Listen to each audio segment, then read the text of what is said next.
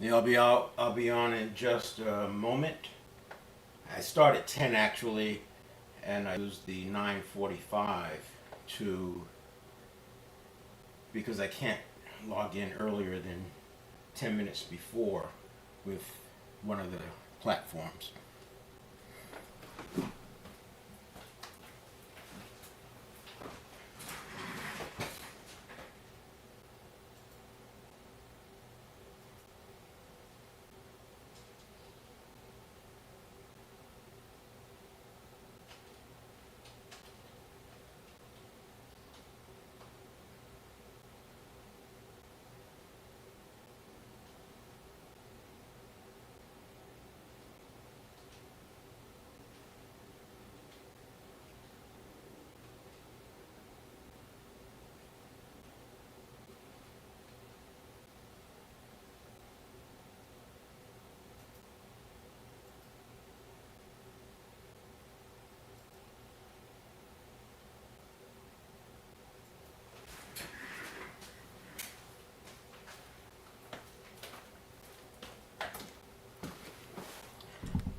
All right, all right, all right.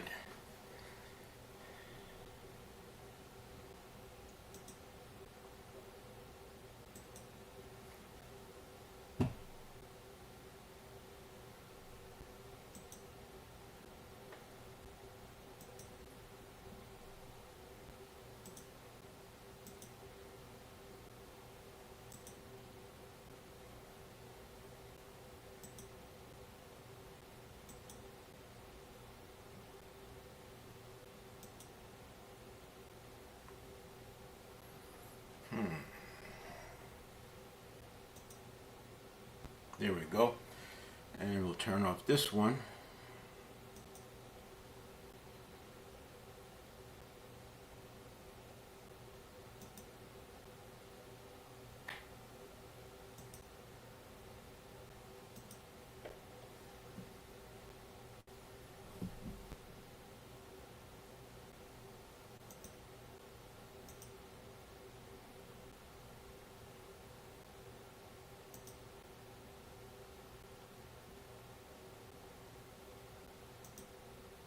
All right. Now, I'm just getting set up with my screens. I've got multiple platforms going at the same time.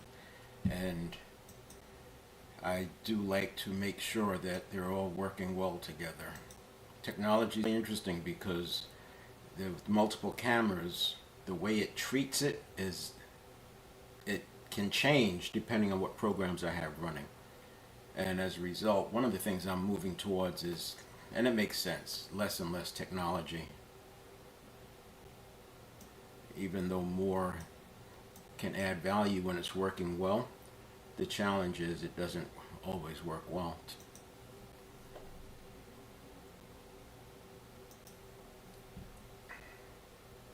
Let me just put a quick clock up here.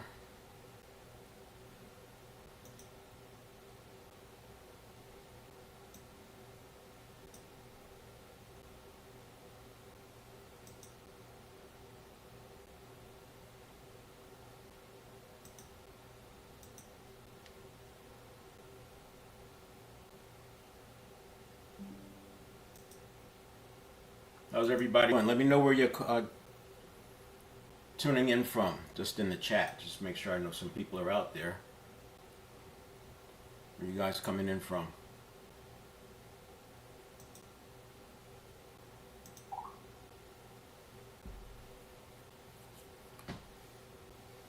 I just set the timer on the screen to 10 minutes, 5 minutes.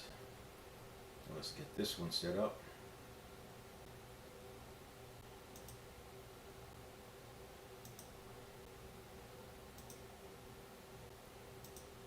There we go. Now we're talking.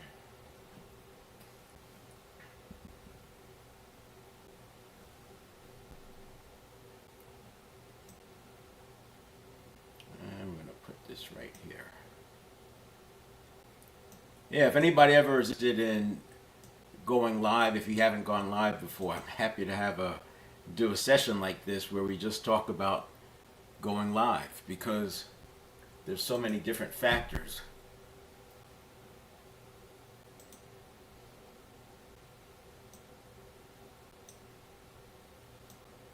and choices. Like I said, I mean, something may work great, but if it doesn't work well on a bad day of a bad week, it's probably not something I want to go with.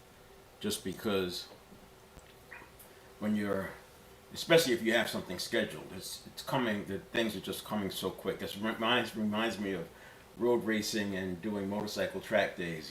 They normally have you sign up and register, and then you have to go through tech, and then you go on the track. And we always joke that there's no hour that goes faster than the hour between registration and the start of the session. And maybe it's an hour and a half sometimes. I mean, it doesn't matter how early you get there. There's so much that has to be done. You think about tracks opening at 7 o'clock for 8:30 or 9 o'clock start time. And it's just a lot that's going on in that short period of time. So what I'm doing now is my last minute checks, making sure everything is running well. So like there's my camera. My camera's not on.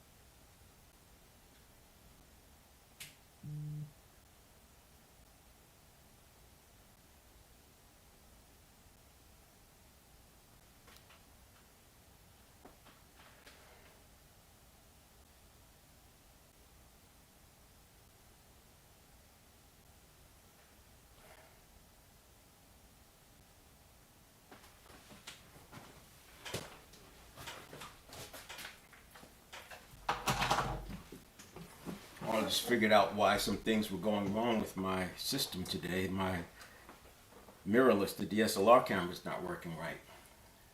Not going to worry about it now. I'm fine. I'll just have to adjust.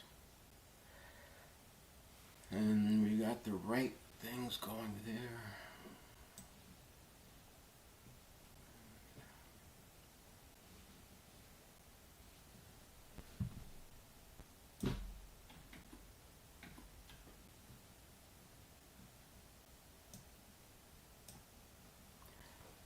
Okay, so we got some folks out there on the TikTok side. I have some other folks. Let's see what we got going on with the Facebook and YouTube. And I'll be watching the comment section.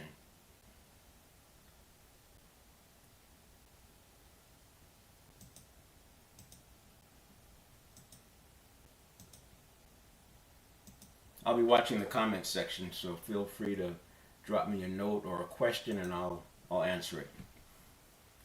And at the end, we'll also have people come on stage if you want. We can join the conversation so we can have a real live conversation. Since I'll be talking about neuroplasticity, I find it easier to be able to describe it and explain it when I'm answering questions because it's entering into how the person thinks about it, how they process it. And that's what's missing when I'm downloading, is that you're not really hearing it in the context of the question or in the context of existing understanding.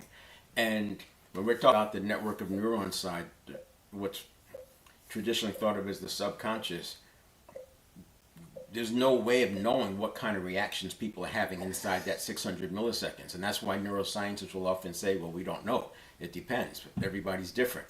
And the way I describe it, I describe the network of neurons versus the conscious mind and neuroplasticity. I describe it in a way that is actionable and practical and can be used.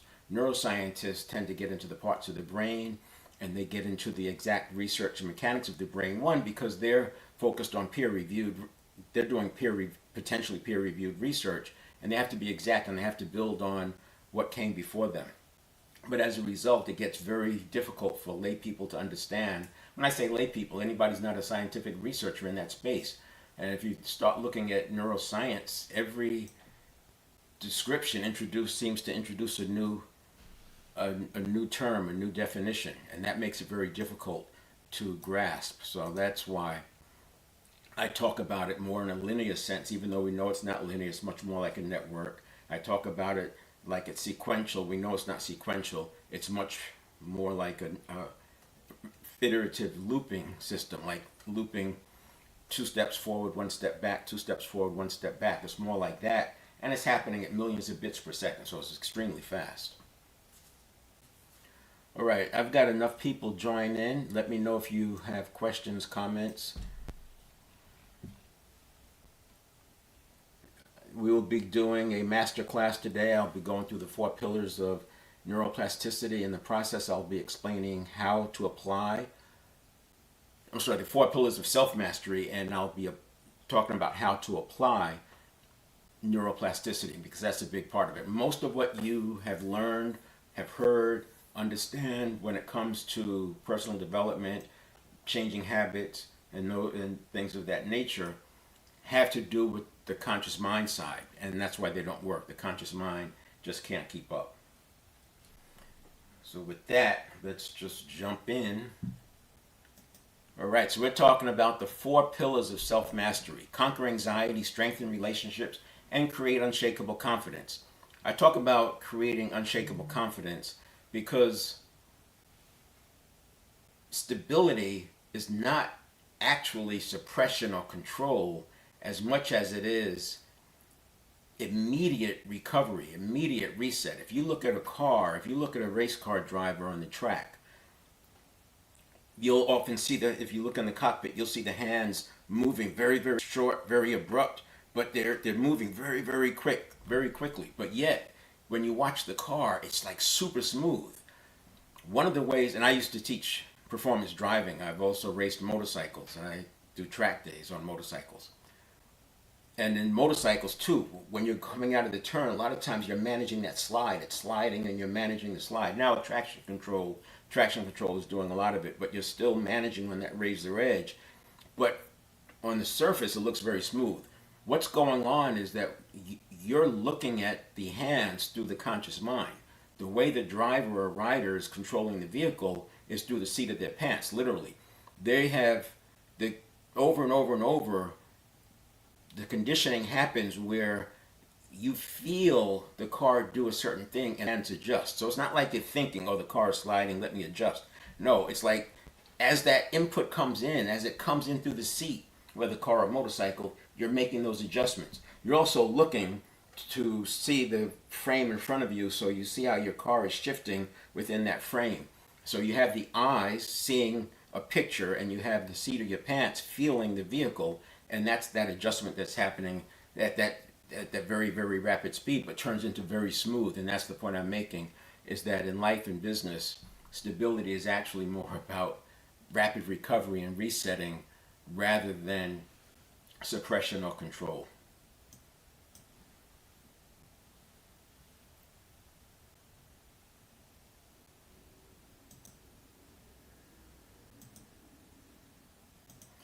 Now, when I talk to people about neuroplasticity, this topic, it's an interesting one because there are generally 2 camps. One is that they think they've tried everything, that they already have been there, they've done that, they know about it. And then, or the other camp is that they don't really have anything that they're working on. There's very, very few people who understand neuroplasticity. As a matter of fact, the research tells us that less than 2.5% of coaches, now these are people whose profession is to work with others to get change, to create change and transformation, less than 2.5% actually understand how to apply neuroplasticity. And I'm not even talking about the next level of allostatic neuroplasticity. Less than 1% of the general population understands how to apply it. The people who tend, and this is, so I have a lot of in real life conversations because I have to make sure I'm connecting with people in the way that they think about this. The piece about neuroplasticity, besides people thinking that they already understand it, it's that they spend a lot of time trying to map it to things that they already know.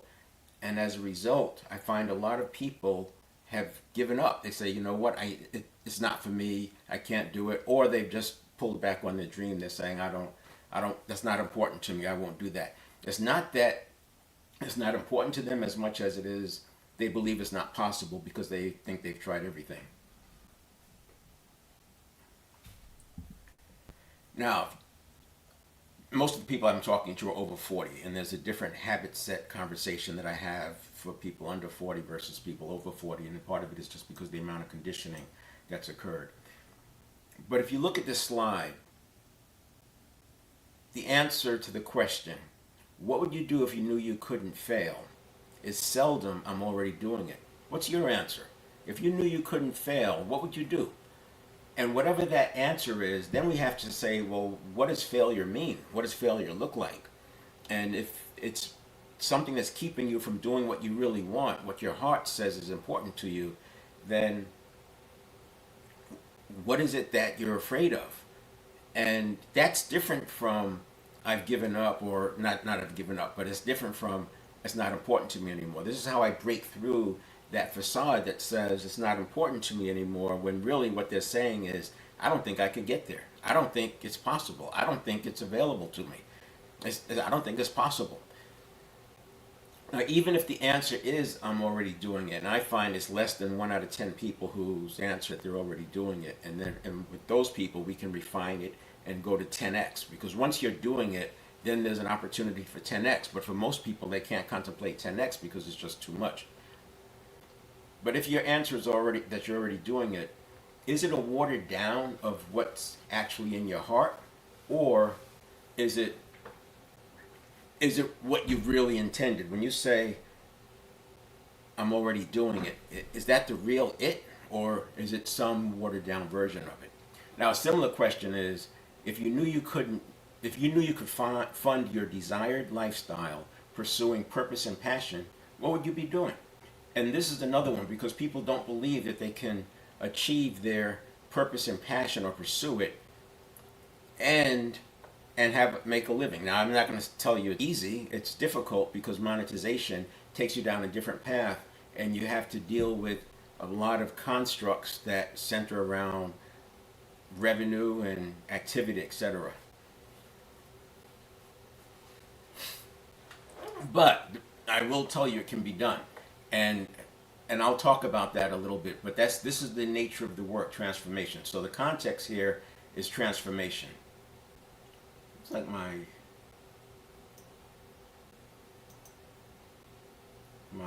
camera looks like it's glitching a little bit. Like I said, I had camera problems this morning, so. Okay, now. A big part of this has to do with the pressure curve. So when I talk about the 4 pillars of self-mastery, part of this is getting a handle on our reactivity, a handle on the pressure that we bring to the table ourselves. We bring a lot of pressure into the situation ourselves. And a big part of this is getting a handle on that.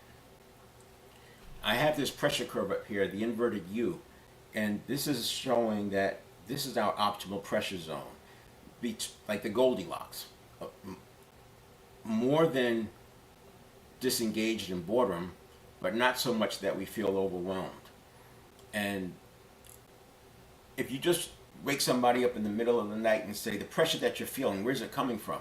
Most people would point to the outside things. They point to things that are external. Well, I can show you today that a majority of the pressure that you feel, you're creating it yourself. And because you've been doing it for so long, it becomes a habit. So one of the first things I do with the exit ramp is we identify those habits that are in place that are causing the person to add more pressure to themselves.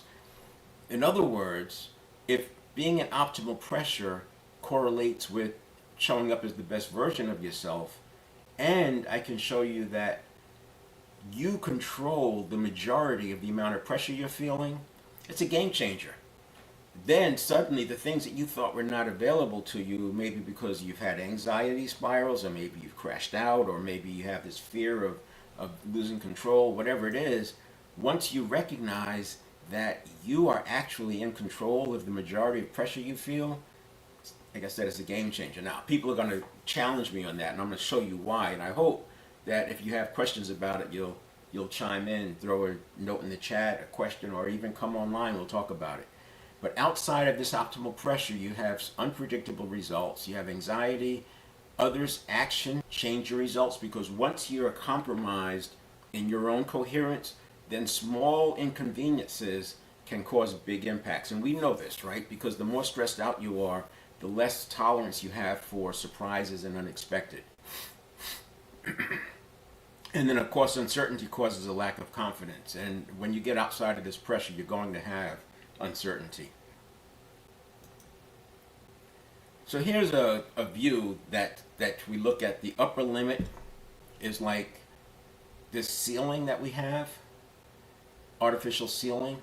Above that is this barrier, and this barrier consists of things like stories and bad experiences, violence, even good experiences, something people get locked in on. This is the only way to do it because that's the way that's worked, and they locked in that nothing else is going to work for them. And we have habit patterns, of course. That's what we'll be talking today. Things that your teacher said, things, discrimination, bullying. There's so many different things in here that cause us to fall back down. So this is not just an easy, hey, I'm going to break out and transform. You get up here, you fall back. You get up here, you fall back. You get up here, you fall back. And the reason we fall back is because of the habits that we're using are outdated, the methods we're using are outdated, and we have automaticity going on that we've been living with for years. Now, if you had breakouts, like big breakthroughs in your 20s or big breakthroughs in your 30s, and you look back at that, there was a lot of stuff going on around that supported that, and that enabled it. Maybe you was so much focus, or maybe you didn't have means, or you didn't have distractions, or whatever it is. There was so much focus that made that possible. So when I look at transformation, we start to recreate that. And let me just show you, jump to my pad, and show you an example.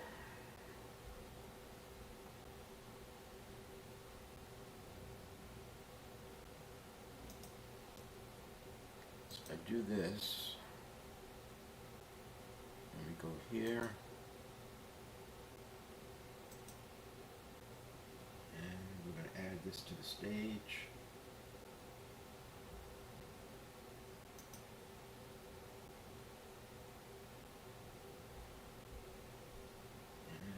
What's going on here?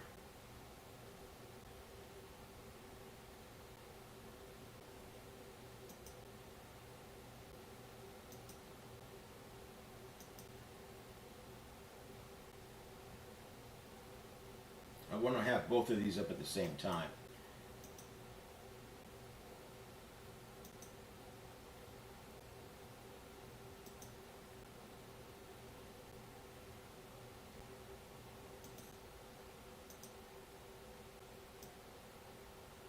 I'll do it like that.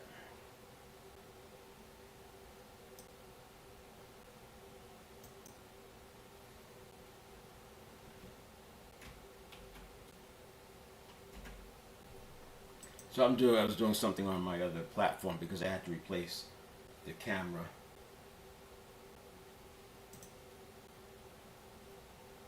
Let's see.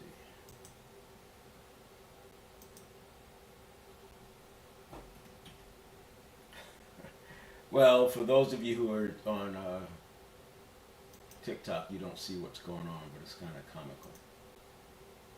All right, let's see if I do it this way.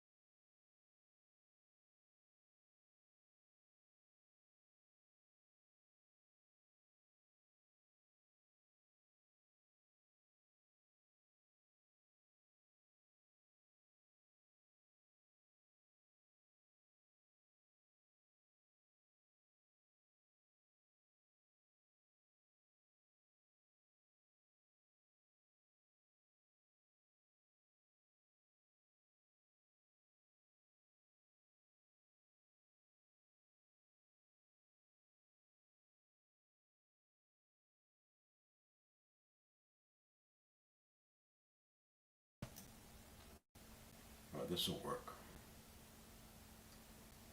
I want to make this a little bit.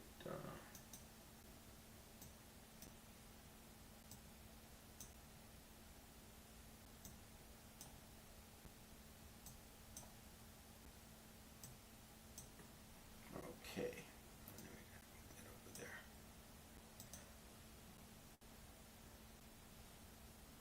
Let's see if there's any questions so far, comments on the drawing. Not about my artistic quality, of course. I'm just talking about the concept. Because anybody who's gone back and forth between operational work and project work and had to do both of those, especially in the same department or the same function, they know what I'm talking about here. How many people just want to jump right to steady state because they're so used to operations. And then on the other hand, though, you have project people that's all they know, and they spend way too much time on the exit ramp or way too much time on the on ramp. But I would say in business today, the bigger problem is people want to skip those steps. And in business, it's not maybe the purpose and the passion, but it's understanding what are we doing, for whom, and why, right? That's important to figure that out before you start, because that's how you're going to manage and contain the scope.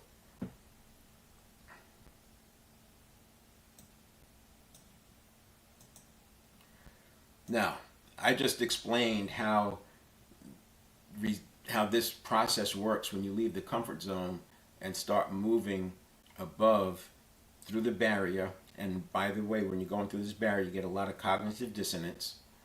And that cognitive dissonance, when you're transforming and doing the work the right way or what you're supposed to be doing, that cognitive dissonance is oftentimes neuroplasticity in action. So neuroplasticity in action feels like similar to anxiety because it's uncertainty. It's your brain is literally making new neural pathways. It's moving synaptogenesis from dormant or unused pathways or debunked neural pathways, if you will, to the ones that are active. And this is happening real time while you're awake. That's why when you go to bed, you wake up with new ideas and newfound courage, because most of the neuroplasticity happens at night. But it does start happening in the daytime, and that cognitive dissonance is what we experience as anxiety. And then it leads to other things because we start asking, well, what else is going to happen? What am I missing? There's anxiety. Why do I feel this anxiety? What am I doing wrong? Or it's never going to work and all that. But when you recognize it for what it is, which is cognitive dissonance oftentimes, it goes away. You don't even, well, I shouldn't say it goes away. You ignore it. You learn to ignore it. And you get the good night's sleep, and then it goes away because you wake up with the new neural pathways having replaced the old ones or the ones that are not useful, etc. So this is what I'm describing. We want to break through here from the comfort zone. We break through, we have the exit ramp and the on ramp, and then we finish the inflection point, and now we're now an allostatic corridor. The reason I call it an allostatic corridor is because this down here, this current comfort zone is homeostasis. Homeostasis is stability at the status quo. Allostasis is stability on an upward trajectory. I've talked to a lot of people, and I will tell you not 1 in 200 people understand, even have heard of the word allostasis, let alone understand it. The few groups that do understand it or have heard it, physical therapists, people who work in geriatric care, and some of your rehab folks, especially when it comes to the brain, they understand the allostasis because what we're doing is getting this new trajectory set. But for everyday people, they'll know what homeostasis is, but this allostasis is not being talked about. And there's a reason why. I mean, part of the reason is that it's in its infancy. You think about a 300,000-year-old brain. We've been hunter-gatherers for most of that time, and we still have roughly a quarter of the people on this earth are still living in something that's hunter-gatherer adjacent. They may not be doing quote-unquote hunter-gathering, but they're living without electricity, so they're living by the sun, daylight, nighttime, etc. They're growing their food, etc. So that's much closer to an experience that our hunter-gatherer evolved brain has adapted for. It is not adapted for a technology world with computers and networks and digital and AI. And keep that in mind. So when you look at neuroscience research, it's in its infancy. Neuroplasticity, while it was discovered in general terms, in the 50s, once they understood that myelin was more than just inert matter, it actually had to do with the path of least resistance. Myelinated neurons make up the path of least resistance, and path of least resistance, now we know, is a habit. We applied it to muscle memory. Martial arts, special ops applied it to muscle memory. What was discovered in the 90s is that it applies to cognitive processing as well. And that's what made neuroplasticity a breakthrough. And that's why I'm doing these live masterclasses every week, just to spread the word. There's so little known about it, and it's assumed to be things like positive mental attitude, mindset, NLP, law of attraction, manifestation. All these terms are used thinking that they understand neuroplasticity, when in reality, those terms I just mentioned, they use neuroplasticity indirectly. They are indirectly activating neuroplasticity. So why do it indirectly? Why not learn it at the source? And that's why I do these master classes, because if I can just reach one or two people out of 100, we move from 1% to 2%, and then 3%. It's going to be a while, right? But here's the thing. So we got this allostatic corridor. So we've gone from this into this. And this may look, kind of like ambitious, but I'll tell you, once you get above here, there's a new problem. And that new problem is infinite possibilities. Now you're in the field of infinite possibilities. Joe Dispenza describes this similarly. He talks about crossing the river, and then in the field of infinite possibilities, so many opportunities, endless options, unfamiliarity. All of that creates this stress because the subconscious does not like the unfamiliar. It treats it as a threat.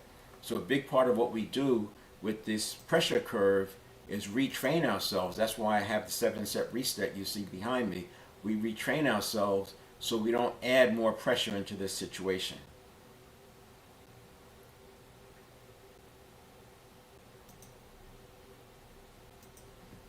Now here's the first pillar, fundamentals of cognitive performance. The subconscious is not a mind. I've talked around that quite a bit already. It's a network of associations fueled by neurons that form passive least resistance, aka habit patterns. Those habits live in the neural pathway. So if you were a neuroscientist and you had access to neuroimaging, you could see that there's myelin on the neurons and you could see which paths are lighting up and how much they light up and when they light up, and it maps to habits. So all that we learned about the subconscious mind, and it's been called a mind since probably 1820. So for of the last 200 or so years, it's been a mind in the research labs for 165 of those years, and only about 35 years has it been known to be a network of neurons. But because it's in the lab for lay people, most of the lay people still think of it as a mind. And the problem is, when it's a mind, you have other things that create some problems. Thank you for that comment, and feel free to throw questions. I see some people chiming in the chat. Feel free to drop some questions, and I'll answer those as we go. I'm covering a lot of information, and this is actually a 3-hour session that I'm turning into 90 minutes or so. And in fact, not tomorrow, but next Friday, I'll do a longer webinar format where we actually walk through the exercises. Today I will not be walking through the exercises, there's just not enough time, but I will be uncovering the 4 pillars. And once we work through the exercises, you'll be able to do some DIY with it. Now, we're mostly cells, 100 billion neurons, each neuron connected to thousands of other neurons, making up trillions of connections, and then another 50 trillion to 100 trillion cells, depending on what information you're using. So since we're all cells, there's a big physiological component that people don't think about. The whole 11 million bits per second that's happening in the network of neurons, you may have heard that. If you look at what's the processing speed of the subconscious, it'll say 11 million bits per second. If you look at what the processing speed of the conscious mind, it'll say something like 50 bits per second. To put it in perspective, artificial intelligence is processing trillions of bits per second, and what makes it seem even more terrifyingly fast is that our network of neurons, our subconscious, processes signal versus the conscious mind processes in words. So there's a conversion that happens, which I'll get into. But what makes AI feel so powerful is that it processes in words. So it's processing trillions of bits per second, and it's doing it with words, and that's why it seems smart. It's not anywhere near as smart as we think it is, or some people think it is. It's just really good at looking at what words go together, and by putting these words together, doing it so quickly, it looks like this. That's what they mean when they say statistically deciding which word should follow a particular word when it's answering a question or what have you. So we're mostly cells, and net speed is on the physiological side, so we have to take care of our physiology. And then this explains why physiology is a major determinant of your outcomes, yet it's disregarded. So I'll show you today why hydration is so important, why nutrition is so important, not just from being healthy physically, but if 90% of what you do is by habit, and habit lives in the network of neurons, then most of our lives are being run by the network of neurons, which means it's physiological. So the better you take care of yourself, the better you're going to be performing cognitively as well as physically.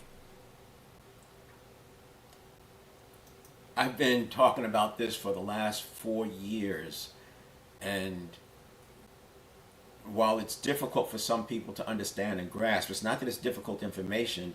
One is there's some new terminology, but the bigger challenge is a person listens to this through the network of neurons.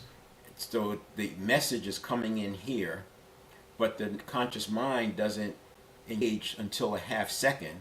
So it comes in here as a signal, converts to something that can be perceived by the conscious mind, which processes in words. And then that meaning is already convoluted because the network of neurons, the memory, the associations, thinks that the subconscious is a mind. So it gets discombobulated before it even gets to the conscious mind. That's what makes it hard. So you actually have to do your iterative study on your own. You do your research, you go down your rabbit holes, and keep mapping it back to your real experience. Mapping it back to your real experience, what that does for you is it creates cognitive dissonance. And the cognitive dissonance is a way that we can break beliefs. So if you have a belief, a strong belief, relatively strong belief, it's different if the beliefs are really, really strong, right? But if you have a reasonably strong belief and you're trying to break it, one of the ways to break it is to create the cognitive dissonance. Create examples where that belief didn't hold true. Circumventing confirmation bias. And what happens with the confirmation bias is it tries to exclude those counterexamples. So you have to get the person in the right state. You can't get them when they're under pressure. It becomes a conversation, becomes a more of a neutral state thing to do. But anyway, back to this. When it was a mind, we thought of it like we have to negotiate with ourselves. So you condition associations, you negotiate with your mind. If this was a mind, we'd be trying to negotiate with it. And now think about this. This side processes at 11 million bits per second, as they have down here. This side processes at 50 bits per second. Imagine negotiating, and you're on the 50 bits per second side, and you're negotiating with an entity that processes at 11 million bits per second. You would never even think about negotiating in that situation. It's just, they just fold your hand and go, right? And that's what was happening when people try to get change and transformation through the network of neurons. It just doesn't work. But when you condition it, now you're using the same exact system. This is like training a dog to sit and then lay down and then roll over. You're using the same system that they use for their instinct, if you will. And that's why it sticks. A dog doesn't sit because it understands what sit means. It learns to associate the sound of that word and the tonation to sitting, and that's when you teach it to stay, you put your hand up or something like that, and they're connecting the dots. So we condition the associations. I often talk about it as an example, like when you're training your dog, and I hope it doesn't offend people. So far, doesn't seem like it does. It does maybe cause a little bit of a thought, but the point is, it's very much like training an animal, a lot like training an animal, because this is something you're conditioning, cue, behavior. It's the same thing, but it's more complex when I talk about neuroplasticity, because we do get into this thing about managing the pressure. And I see my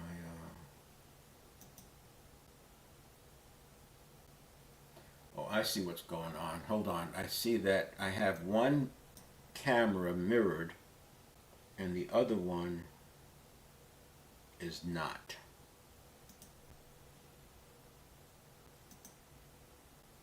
There you go. So that now we have it synced up. So this is all because my DSLR stopped being recognized. I use a cam link for those of you who are into this. You know you have a cam link and that lets the DSLR send a signal to the computer. But for every once in a while it doesn't register. You do a sequence of steps and it does. But today there's something going on, and sometimes it could be as simple as a Windows update, and maybe a driver is not acting right. But it is what it is. So that this is important to understand that there's two sides. Daniel Kahneman wrote a book. I read this book in around 2005, and he gets really close. I had to go back and listen to it again because I've been looking for authors who are actually calling it who are not calling it a mind. I don't see anything in published works that doesn't use the word subconscious, but I can't find anybody who's not calling it a mind, not in published works, and that's because peer-reviewed is still treating it as a mind. So when you talk to neuroscientists off the record or outside of their research, they'll acknowledge, yes, a network of neurons. But when they write about it, they twist themselves sometimes into pretzels trying to describe how it's a mind, because that's what it takes to be peer-reviewed. So again, looking at research, consider that somebody's funding that research.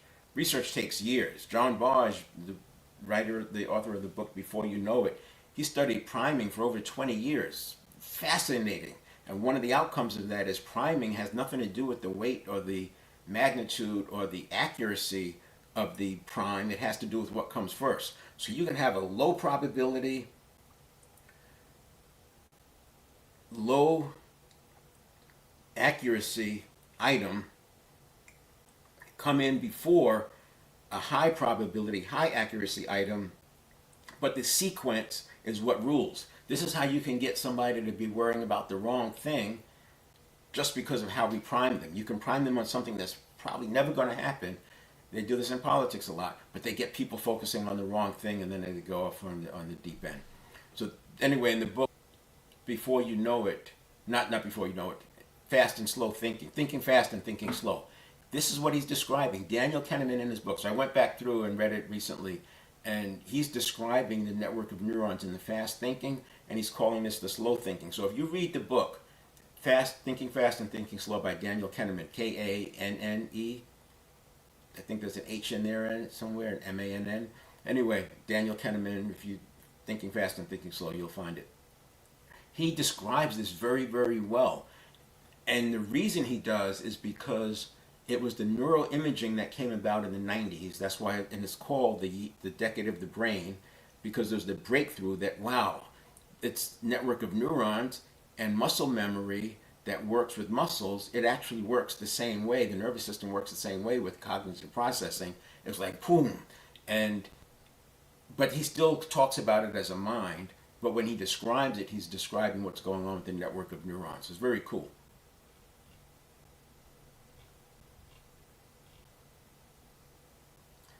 Next, we have the right side, which is the conscious mind. This is what we're thinking. This is the thought. The process is very slow. And what's interesting is the bottleneck that this creates is just enormous, because if you are in that quarter of the population that's still living hunter-gatherer adjacent, everything's fine. You're moving along. It's just right. But when you look at what we're living with today in Western culture, or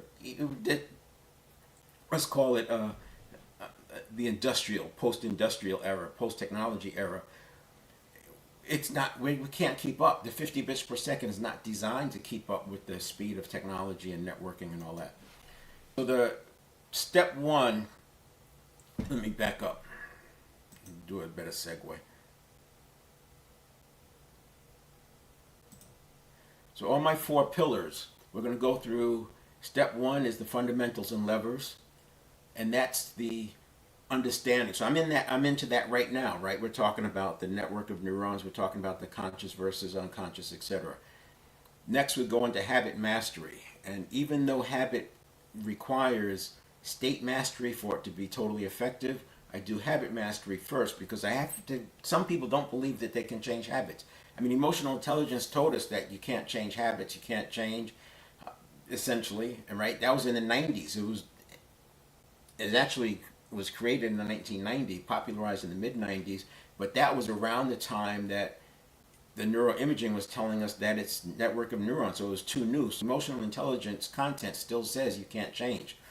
So I do have to convince people that we can change, and I use examples to show them that you can change, and I break out habits in 3 different zones. There's the reactive type habits, there's the identity type habits, and then there's the behavioral type habits, and each of those uses a different strategy to change it.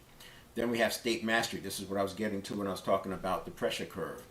By managing your state, you're able to control the amount of pressure that you're feeling.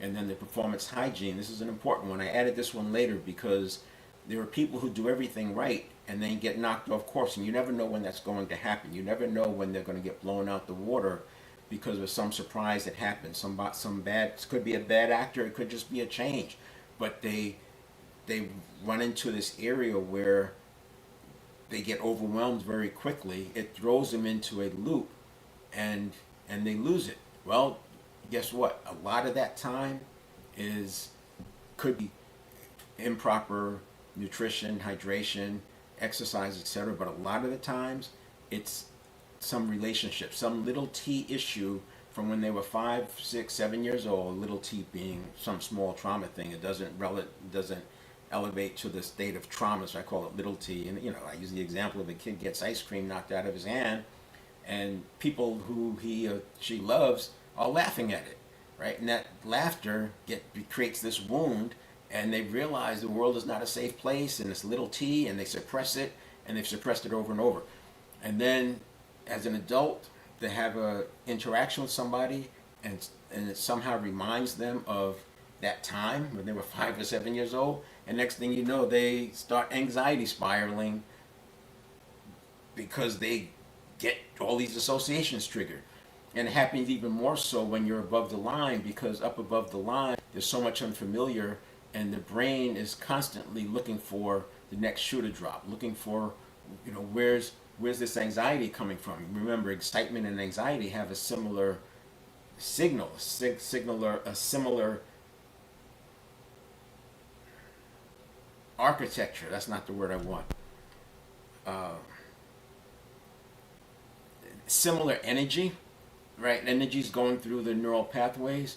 Signature, that's the word. So when you get above here, anxiety, all the time anyway, anxiety and excitement often have the same signature. And people, when they're up here, they're already feeling on edge because it's uncomfortable.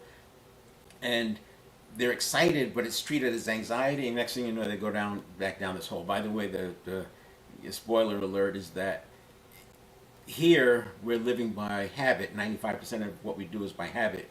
Up here, what you do is you live by principles. You live by principles because the world will always return, like reversion of the mean. The world will always conform around principles because they're principles. And if you don't have the principles, you use near principles. That's why I use peer-reviewed research. Everything I talk about is evidence backed by peer-reviewed research. So we're moving now into the first pillar. And this is the one where we're talking about the fundamentals. So here's the fundamentals and the levers. It starts with my 7 performance areas: mental, physical, spiritual, emotional. These are the areas that we control. And then you have on the right side relationship, professional, financial. These are the areas that involve other people, and relationships is the one I was just referring to, where people can have these little T wounds that get opened and charged and create this emotional trauma for them, and it causes some problems with relationships. I've seen people blow up trust that's taken 20 years to build. You say you build trust going up the escalator, but you lose it like going down on the elevator. And of course, relationships are important for professional and financial.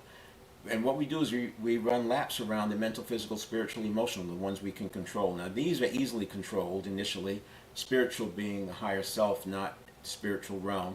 And then emotional is the gateway to the right side. So even though we control it, a lot of people have abdicated that responsibility, and they're allowing the buttons to be pushed. And when buttons get pushed, that emotional creates drama for them, and that gets us back to the pressure thing, because one thing adds to another. Once it's an emotional event, it's recruiting more anxiety, more neurons. To say the neurons that fire together wire together. And that's what happens. So we have to have a way of managing that. I use the 7-step reset to manage this, because each time you do a lap, there's new habits that unfold, and you build habits to leave the ramp, replace habits, I should say, as you leave the as you go through the exit ramp, and then you build new habits going on the on ramp. So we're constantly using neuroplasticity, and the 7-step reset is the protocol for activating neuroplasticity. So beliefs stronger than willpower and discipline. Bar none. Beliefs will always overpower discipline and willpower. You may have had some great results using willpower in your 20s, maybe even your early 30s, but once the prefrontal cortex completes its formation, there's less and less synapses and neurotransmitter available, and you're relying more and more on your conscious mind. And if nothing else, I mean, the conscious mind, the energy wanes during the day, right? Because it's using metabolic energy to keep going, whereas the network of neurons, it's processing at 1,000,000 bits per second. The conscious mind just can't keep up. A condition from ages 0 to 7, that gets locked in. Back to the hunter-gatherer. It makes sense if you're a hunter-gatherer. Conditioning from 0 to 7, you're 7 years old, you're out hunting and gathering. It makes sense. But as a 50-year-old, a 60-year-old, 70-year-old today, your life today is completely different than it was from 0 to 7. You're not doing the same kinds of things. And I mean, while school may look the same, the rest of the world does not, right? I mean, for the people who are over 50, we didn't have computers in school.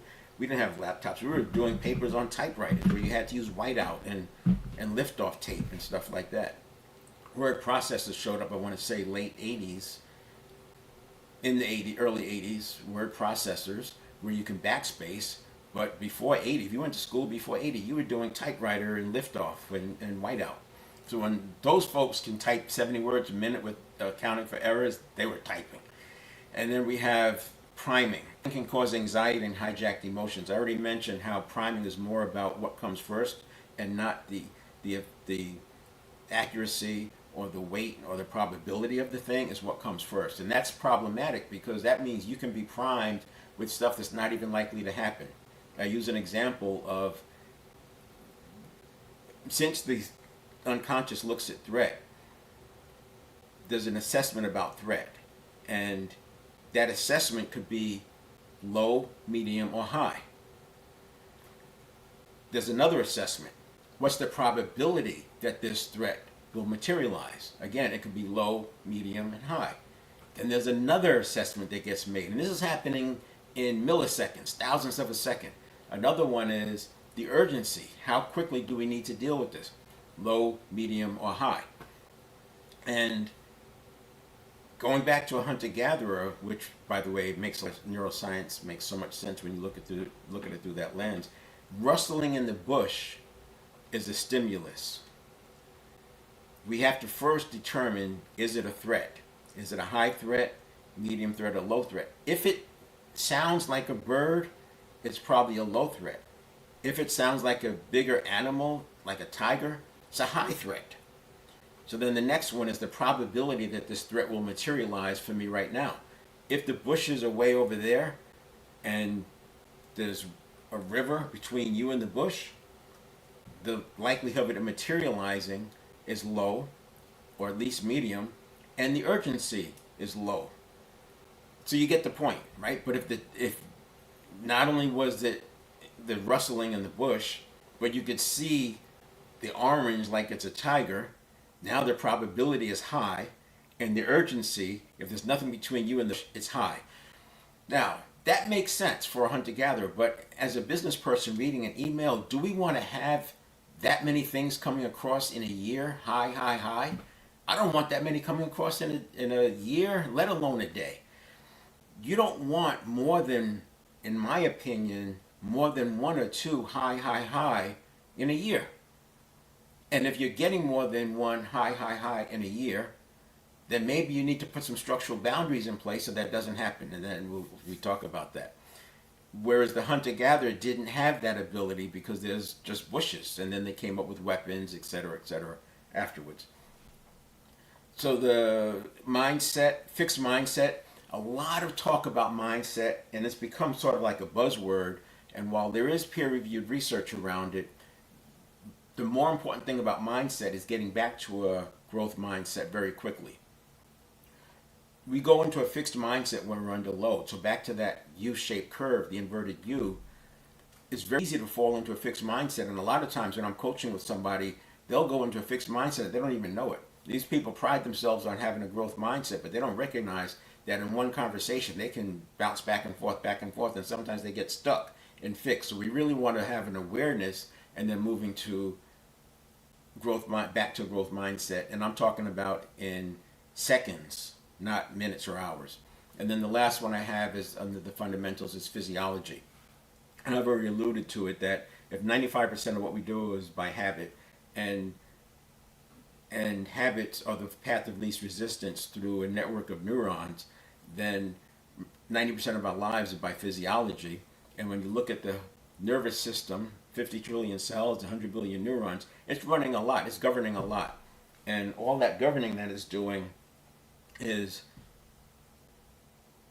leveraging our physiology.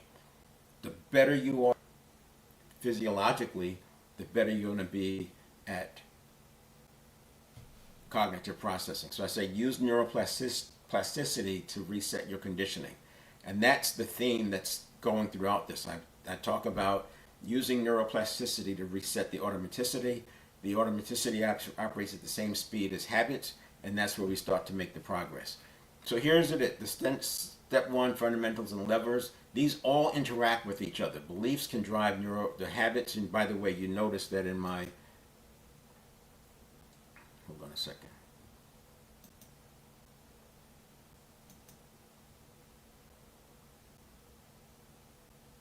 I talk about it as conditioning here, beliefs, conditioning, priming, but when I talk about it here, I talk about beliefs, neuroplasticity, priming, because we're going to use conditioning, and the way we do conditioning is neuroplasticity. So this is actually my diagram, but I use conditioning to explain it here. So all of these impact one another. Physiology can change your ability to access neuroplasticity. It can change your mindset. It can change your priming. It can cause which beliefs to surface. You may have one belief that's over here, but if you're physiologically stressed, that belief can change. And we've had it some days, right? You wake up and you're gung-ho, you're ready to do this thing, and something happens, or 2 days later you're feeling a little bit low and you think, this is a bad idea. This is not going to work. Your beliefs can shift back and forth that easily just with something as simple as physiology. And then step two, this is still in the 7-step reset. So steps 1 and 2 are pre-stimulus, and then step 3 is the stimulus reaction. Step 4 is the response. So we've learned stimulus response, but it's actually stimulus reaction response. And because the brain and nervous system are prediction engines, there's actually a pre-stimulus. So we have a pre-stimulus, stimulus reaction, and a response. And I separate all of them because each one becomes a lever that we can use. So we have self-awareness, and this may sound familiar because emotional intelligence talked about self-awareness, and then it also talks about self-regulation and then managing relationships. Coherence is a powerful one, and I have down here in the notes that we use heart rate variability as a proxy for coherence. Coherence is important because high coherence means low chaos and low rigidity, which means high adaptability, high flexibility. You need high flexibility to keep from going down into anxiety spirals. Back to that pressure curve, part of the staying inside pressure curve, the inverted U, is maintaining the coherence in such a way that we're not getting overwhelmed and we're not disengaging. We're staying right in that zone, and we're doing it proactively with habit. And then I talk about the present moment. So this area here in between the network of neurons, this is the conversion from the signal to something that can be perceived by conscious thought. This is that present moment. The more you can be present in this moment, the more you're able to discern whether or not the response that's being recommended by the network of neurons is the response you want to apply. So for example, if we're in a project, an operational environment, widgets in, widgets out, Most of what we're doing is the same from day to day. Chances are, as situations change, what's being recommended from the network of neurons is probably very much aligned with what you want to do. If you're in a project environment, every day is new, you're on the frontier, you're infinite possibilities, it's always something new. You got to stop and pause and think about it and do some analysis. Having that same knee jerk, yep, that's the recommendation, reaction, I'm going to respond, that's not going to work because my projects easily go off the rails because people are applying their first thought of what they should do, but it's coming from an operational mindset. I don't know if that's making sense, but the more you are into transformation, the less likely your recommended reactions are going to be the right thing. And then we have rapid modulation. This is what I was talking about. Stability is not suppression or control. It's just like the race car driver is quickly moving the steering wheel and feathering the gas pedal to keep car on the edge of sliding. The car is literally right on the edge of sliding where the maximum traction is. And that's what we're doing with the network of neurons. We're constantly modulating that dynamic. So we're not waiting for the conscious mind to become aware that a threat happened. We're perceiving the threat through interoception. We're perceiving it there. It's like sensory acuity that we use in other people, but interoception is what we're doing when it's ourself. So as soon as we feel that spike, we don't wait for the meaning. We already know from the context that this is perceived as a threat. We can immediately modulate it. We can immediately modulate it back into calm because we know it's not a tiger, and rather than wait for it to come across as a major threat, we intercept it and change it right then and there. We also use prevention tactics. So we remove your threat bias. Take the threat bias from something that's going to come across as high, high, high, and we change it to none, none, low, or something like that. You still have the access to respond to a tiger level threat as a tiger level threat, but you don't need to be running this 99% of the time as a high, high, high. It just doesn't make sense. Why burn out your system like that? And then the second pillar, habit mastery. So I've been into the habit conversation for a while now, but there's three kinds of habits: behavioral habits, reactive habits, and identity habits. Behavioral habits are the easiest because there's nothing connected to them, and it's a cue versus response. There's a lot of what in the book Atomic Habits by James Clear. They're easy to change.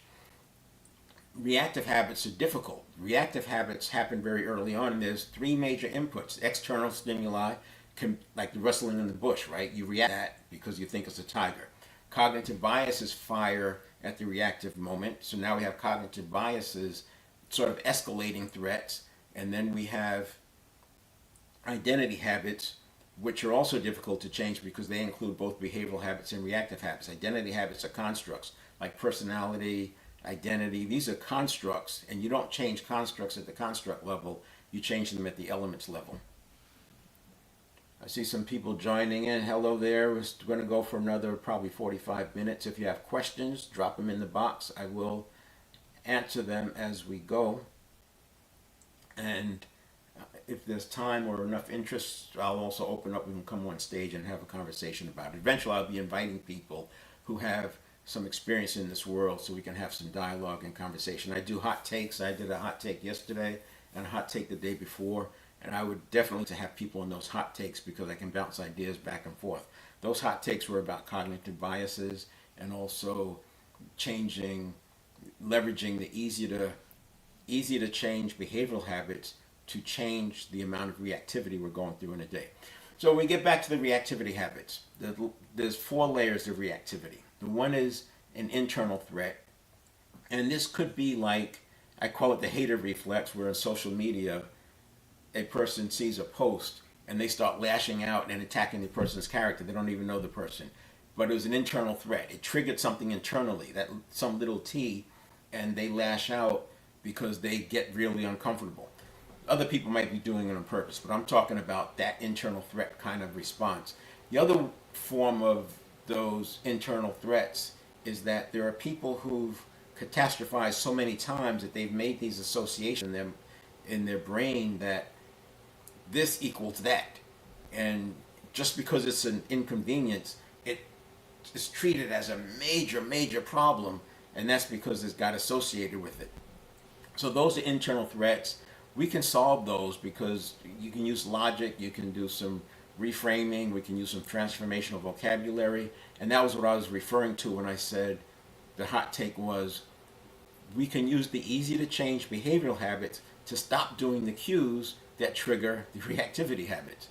The second layer is cognitive biases. I mentioned that. So confirmation bias, planning fallacy, sunk cost fallacy, recency bias, attribution error, all these biases. And I have on my website, if you go out to 7stepreset.com/live, 7stepreset.com/live, I actually have 36 cognitive biases that get in the way of development, personal performance. And I also talk about what zone they fire in. We'll get into the zone in a few more slides, so that'll make sense. But getting a handle on cognitive biases is important. And you're not going to have a response for every single cognitive bias. What we're going to do is condition in a trigger mechanism, that interoception, and then a very quick response or reaction that comes behind it. So it discounts the cognitive biases, especially if you're into the world of infinite possibilities. You do not want cognitive biases firing. If you've ever been in a timeshare sale or some high pressure sale and you bought something that you didn't want to buy, or even if you didn't buy, you experienced they were tapping into your cognitive biases. If you've ever felt trapped and you're clicking buy and you know you shouldn't be clicking buy, but it's like this momentum you can't stop, you've essentially have been the victim of following cognitive bias after cognitive bias after cognitive bias that's leading to you clicking buy. This is what goes into conversion. High conversion landing pages are leveraging priming and cognitive biases to make that happen. So just by installing a mechanism in yourself where you mitigate the power of a particular cognitive bias, the importance, the significance, you mitigate that, you discount it, literally just discount it so it doesn't have that same kind of energy. And then the next one would be layer 3 would be ego threats. This is like road rage. These are real threats to the ego, but not a threat like a person is going to hurt you physically. It's just an ego threat. Those are pretty strong as well. And think about the road rage you've seen. Road rage can go crazy. I remember watching this guy next to me, and the person didn't go, light turned green or whatever, and then it turned red, and he's beating on the steering wheel. He's just crashing out, like, man. But that could have been a road rage incident if he was an aggressive kind of person. But he was so fight or flight, all in it, right? Just because of a traffic light. 2 minutes maybe in traffic that it cost him. And then we have the crash outs. This is real threats. So somebody's actually attacking you, or maybe a phobia response, a crash out. You respond really badly to news at work, and it turns into something bigger than a little bit. So those are the 4 layers of reactivity. We want to get a handle on those reactivity habits. And now the next one is habit mastery, addressing the 3 types. We already talked about that, so let's go here. And 3 types of habits to address: reactive, identity, and then behavioral. This zone here is your reactive habits. This zone would be your identity habits, and this zone would be your behavioral. So if you're looking at this and you think about the drawing that I had, the slide that I had, let's go to it. This one, this is the first 600 milliseconds. So it's 600 milliseconds because there's 100 milliseconds of pre-listening and prediction. So this is the first 600 milliseconds on this side. This is the second 500 milliseconds on that side. Or I should say the second half second. This is the first half second plus on this side. So that's the same drawing as this.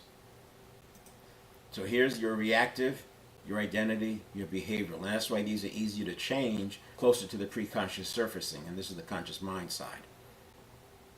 And I have my company's dynamic leadership, and dynamic leadership is about taking the best practices, the best leadership practices, and automating them. So we're not waiting for the conscious mind to come online; they're automatic. using neuroplasticity, obviously. And then again, taking that same drawing, now we have the reactivity habits. This is the readiness zone. So these are the zones of the 600 milliseconds. We have readiness, orientation, and mobilization. Each one is about 200 milliseconds. And this is where neuroscience would take me to task, because they would say it's not that linear and it's not that sequential. It's more like loops and feedback loops running through here, and it's more like a network, and there's a lot more parallel. But that said, you can look at it this way to understand it. So this is practical to make it understand. We're not trying to get peer reviewed. We're not trying to do a neuroscience class. What I want to do is give people access to the first half second where habits live in the automaticity, and then apply that automaticity to their life. So in the beginning, you have the pattern simulation. Then we have the threat level is a sign. This is where I was saying, is it low, low, low, or high, high, high? And we want some of those, it's not a threat at all. That's what we condition. That part is not simple. It's straightforward. It's 6 weeks training. You are training your subconscious 6 weeks, a minute and a half in the morning, noon, and then evening. Less than 5 minutes a day is all it takes, because it's a fast learner.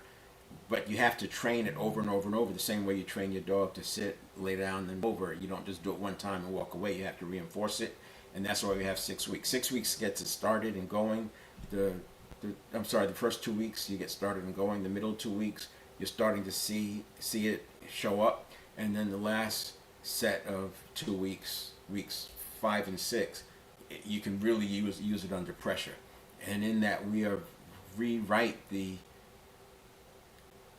bias. We rewrite the threat bias, so it doesn't assume that new stimuli are threats. It assumes that they're not a threat, and that avoids. Oh, I didn't finish. So we have the fight or flight activation is happening with mobilization, if it's fight or flight, or calm in the example I'm using. And then we have the trajectory set, which is translating the signal into thought. And if we don't have good present moment, then that response becomes what the reaction was. And we don't want our reaction to equal our response. And this one is what happens if we let our reactions become the stimulus. So it's a reaction to reaction to reaction to reaction is what's happening here. And we don't want that. I think part of the trouble is that people don't realize that this sequence is happening 30,000 times a day. Easily. This stimulus reaction response is happening 30,000 times a day, but most of them are unconscious. Most of them are below our radar, so we don't even know it's happening. If you recognize it as happening 30,000 times a day, you realize the importance of getting back to coherence and maintaining a present moment. Otherwise, this can very easily happen. This is why people think, something bad happened in the morning, it's going to ruin their entire day. It's going to ruin their entire week, because they're so used to letting reactions become the new stimulus, when in reality, you get to reset that every second when you're using agency. Now, I've mentioned a couple of times, let's use the behavioral habits that are easy to change to make a difference with the reactivity habits where it's difficult to change. And I'm not going to go into detail here because it's just a lot. I'll do this in the webinar next Friday if I do choose to have it. I'll do this in the full webinar. I'll add some time because we have to walk through the exercises. But you can do this as a DY. It's pretty straightforward. You go out to 7stepreset.com/live, and I have a similar pattern out there for getting rid of uhs and ums. And it's essentially a process to replace habits that you don't want with an action that you do want. Same principle. So here's what, again, there's the website. Let me just show you. Just take a screenshot of that. 7stepreset.com/live. That's also where you're going to see your information about cognitive biases. You'll find the uhs and the ums video, etc. and other resources, clips from past talks. All right, so here's step one. You're first going to identify, it's called transformation of vocabulary, also cognitive appraisal, changing the meaning. This was actually around well before neuroplasticity, 60s and 70s, what happened in the 90s is that it was recognized with neuroimaging that transformational vocabulary, not only does it work in terms of getting people off the edge, but it changes the lighting up the areas that light up in the brain. So they recognize that transformational vocabulary is actually a major change to the network of neurons in real time. And that's why it's a keeper. So I pick 2 or 3 disempowering words or heavy labels you habitually use. Then you're going to replace those and come up with milder constructive alternative words to lower emotional intensity. And then also redefine, assign the old word a brand new high agency definition, which turns a trigger into a performance metric. So I'll go through this and show you what I mean, then we'll go through you'll be able to take screenshots. I learned this 35 years ago, and at the time I was selling and training salespeople, and I was looking for a way to overcome call reluctance, because it's something that most new salespeople experience. So how do you overcome call reluctance? Because call reluctance mapped back to a fear of rejection or dislike of rejection. And there were some salespeople that they just went through it, and then it just went away. They no longer had call reluctance. And other people struggle with call reluctance. They've been selling for 30 years and they still struggle with call reluctance. So I was trying to figure out what is it that it's about the people who break through it and the ones who don't. And I came up with this using transformational vocabulary. I'll use the word rejection. So if call reluctance stems from a fear of rejection, and you could put any other, you could say fear of public speaking, you could say fear of starting a business, you could say fear of asking for a raise, you could say fear of negotiating your salary, put anything you want there. But I used rejection. So first thing is identify. So if rejection is that powerful, let's get rid of the word rejection and turn it into something else. The word I came up with was unappreciated. So from rejection to unappreciated. Rejection is charged and carries some energy and some negative connotation with it. Unappreciated doesn't. And also rejection is something somebody's doing to you, versus unappreciated is a choice you're making. You're not going to compromise your integrity. So you'd rather be unappreciated than compromise your integrity, as an example.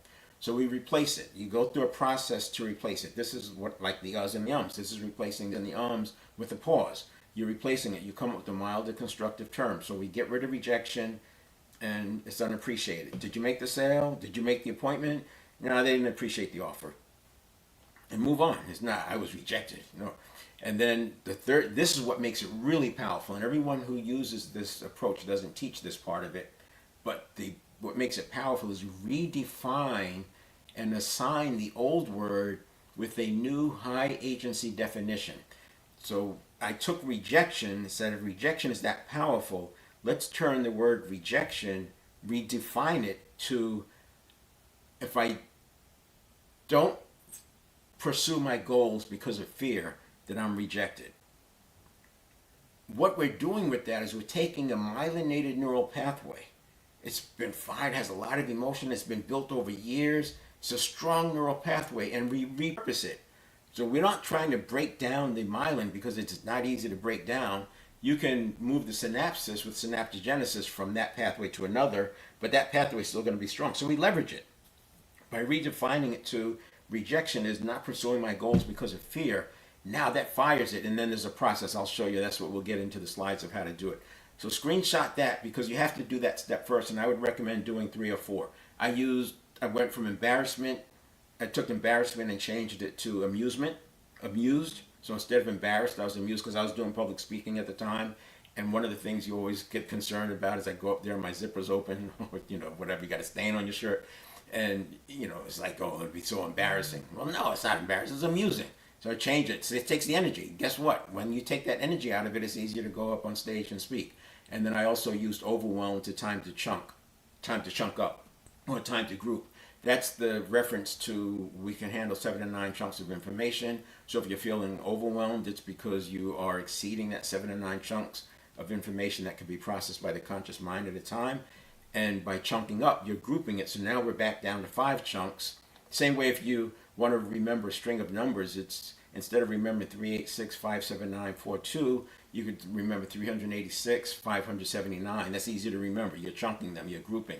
So instead of having overwhelm, and literally took those words out of my vocabulary. And what happens with transformation of vocabulary is when you take those words out of your vocabulary, you also take the emotion out, because the emotion is connected to those words. So if I don't describe it as rejection, all those associations that used to fire with the rejection, they don't fire. And when I do use the word rejections for a different reason, that was the whole repurposing. So now, while I go through the steps, we don't need to go through steps. You're just going to screenshot the last slide. So that's the main slide there. And you can why you understand why you do it. At some point you were conditioned. It comes back to safety, survival, right? Why you want to change it, make sure there's a reason, and make sure that a reason is aligned with your quest.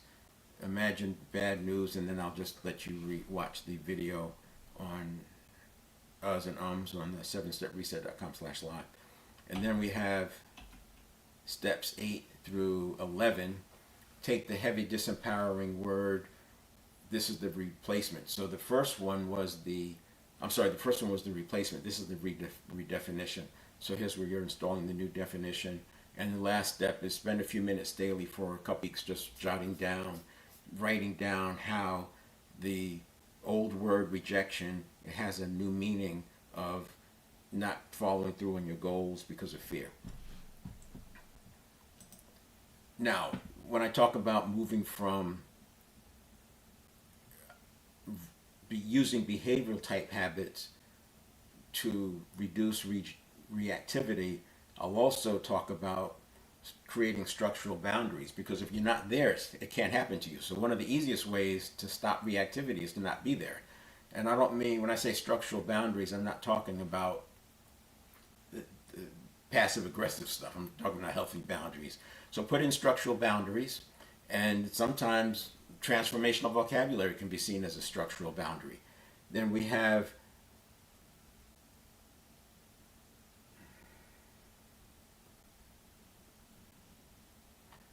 in this next one, this is the pre-listening, and in that pre-stimulus part, we have preemptive priming. So we are priming ourselves rather than letting our reactive habits, our reactivity type behavioral habits, prime us to more negative stuff. This gets back to the inverted U, the pressure curve. We're not priming ourselves. Now the only things that are causing us reactivity is external threats, or external stimuli, and cognitive biases. I already talked about having some mechanisms, automaticity mechanisms, so that we discount cognitive biases. So now the only ones you're dealing with are external threats. And how many external threats do you really get in a day? Very, very small number. Most of your threats were coming from internal priming. So we stopped that with the habits that I just now talked about and more. And then we have the dynamic interception.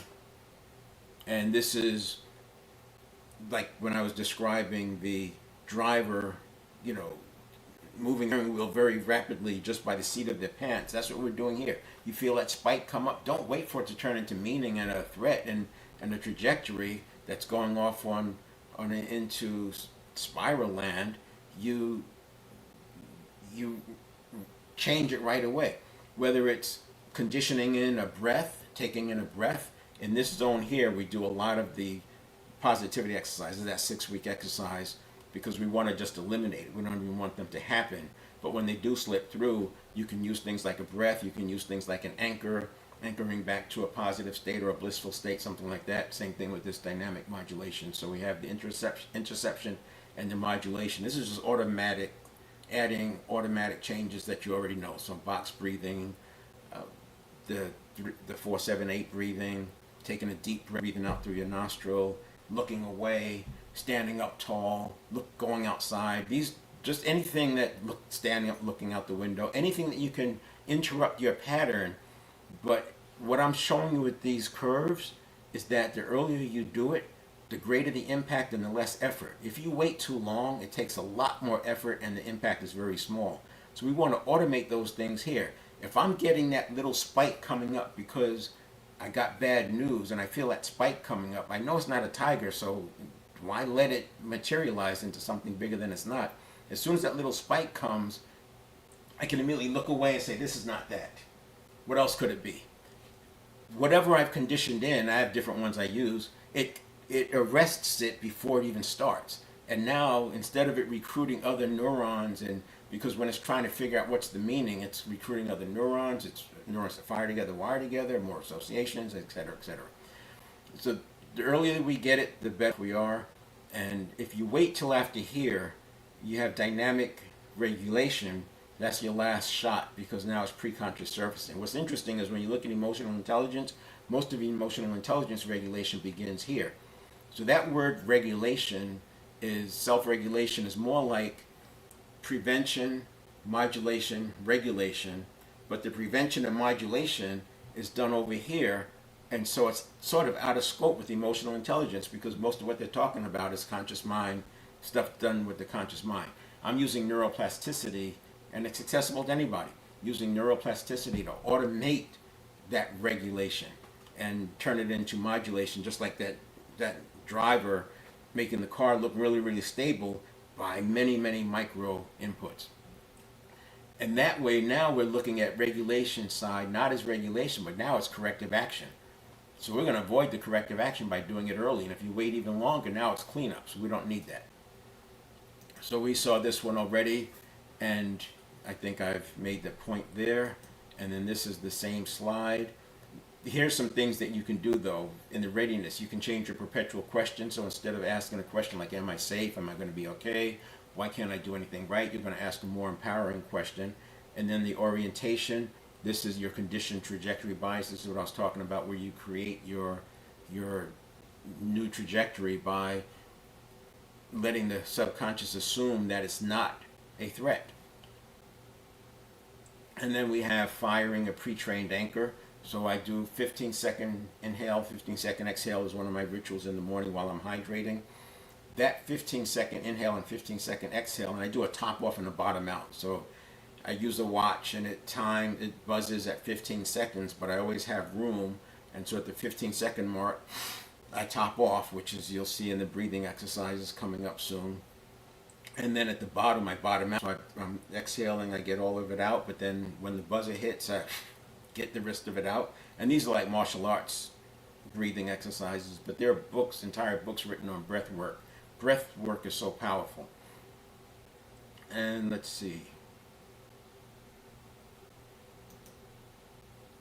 So here's the stop saying uhs and ums. You can look at that one as well. There's the video's about 13 minutes that I do.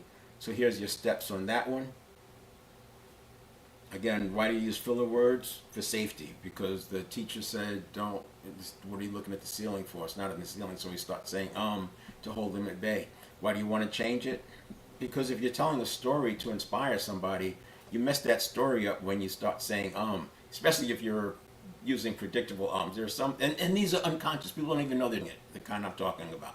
And it's predictable. You kind of know, oh, here comes another one. You can do a bet, right? Over, under. They're going to say because it comes with new sentences or new paragraphs or responding to a question or changing the subject. All of those things will be preceded by an because is how the network of neurons looks for information.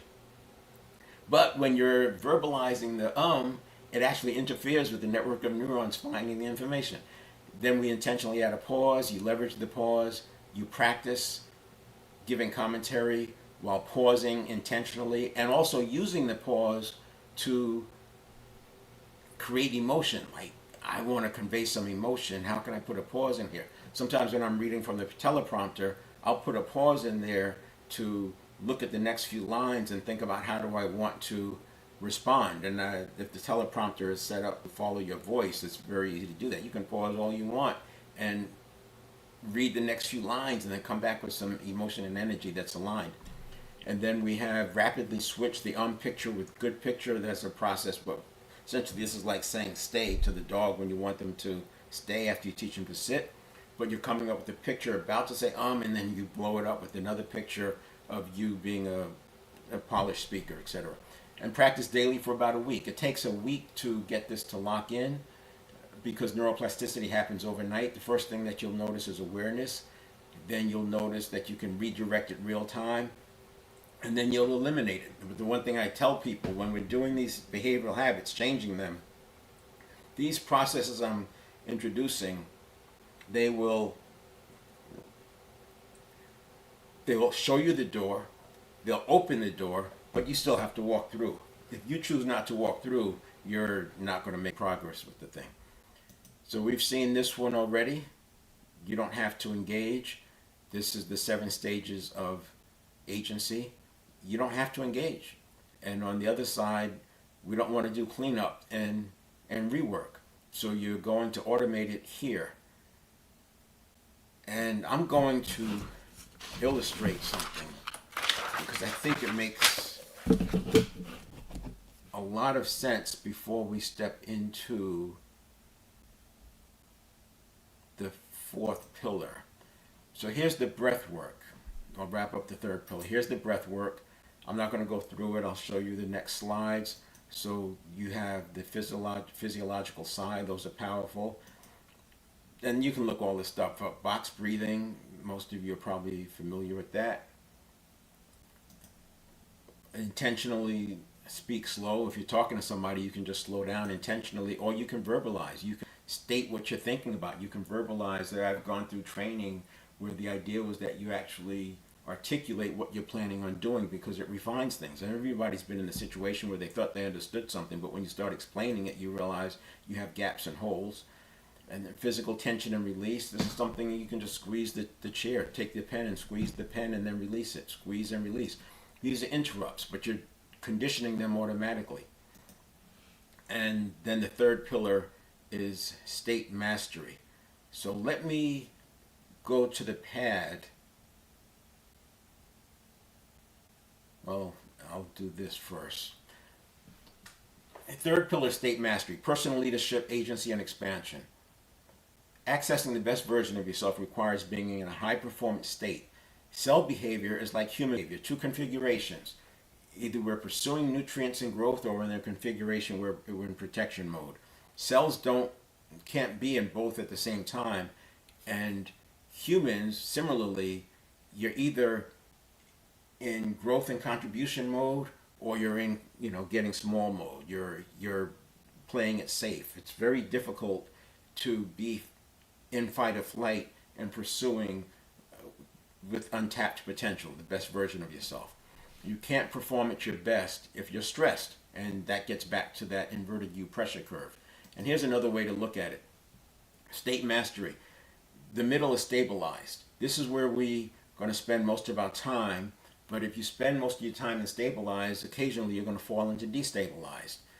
What we want to do is spend time in agency, make this the default, so when you fall off your rocker, you slip to stabilize and you can get back. Expansion is a little bit more. Expansion is something you're going to do in bits here and there because it's like leveling up your game. Like for an athlete who they step up the level of their game, you're not going to do that for long periods of time because it just takes too much. But you can live in agency 24/7, and then you have spurts up into expansion, and the worst case scenario is stabilized, and you're taking destabilized and collapsed off the table.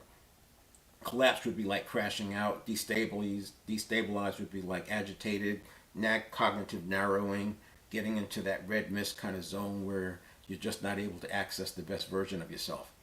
So let's do this.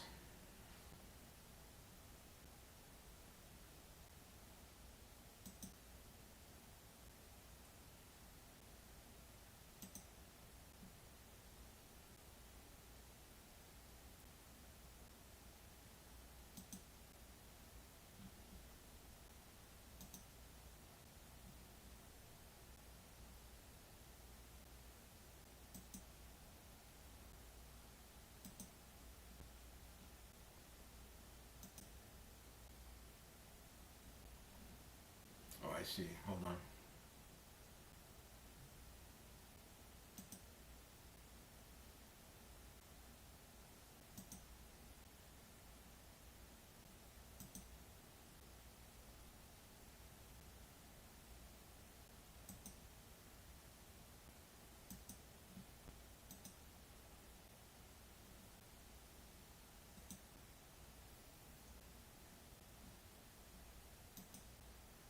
And it sure is easier when one of the cameras working to navigate with this kind of thing.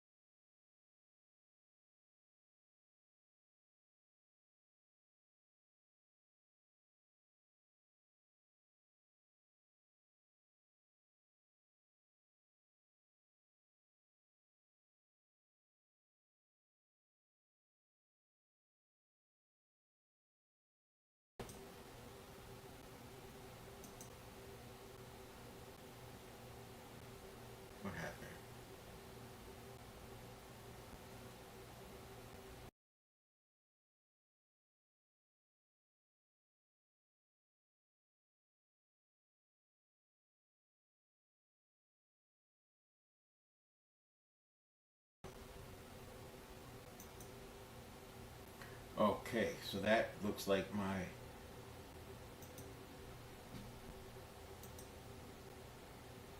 yeah, my,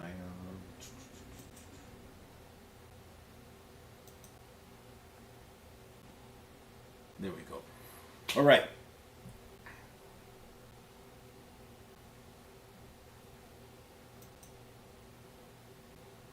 So that's getting into the, starting to get into understanding why the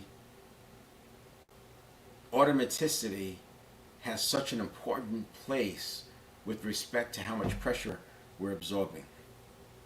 If you think about the reactivity habits and the power that reactivity habits have over our trajectory, you recognize that this gap that's happening because of artificial intelligence, and it didn't start with artificial intelligence. It was there with technology. It was there with the networking. It was there with the digital, and it was there with the computational. So all of that started, but now it's just gotten so big that you have people being overwhelmed. They're overwhelmed before they even start their day because there's so much uncertainty.